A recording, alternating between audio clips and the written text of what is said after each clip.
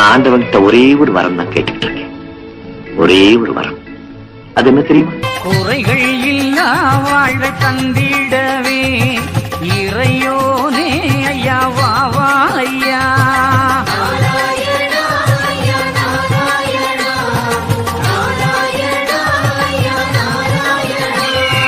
நம்பலங்கள் ஐயா மாற்றிடணும், மன சஞ்சலத்தை ஐயா போக்கிடணும்.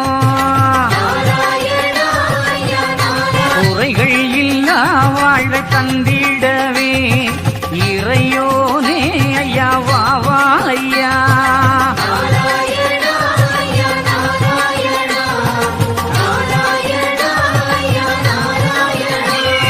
நம்பலங்கள் ஐயா மாற்றிடணும், மன சஞ்சலத்தை ஐயா போக்கிடணும்.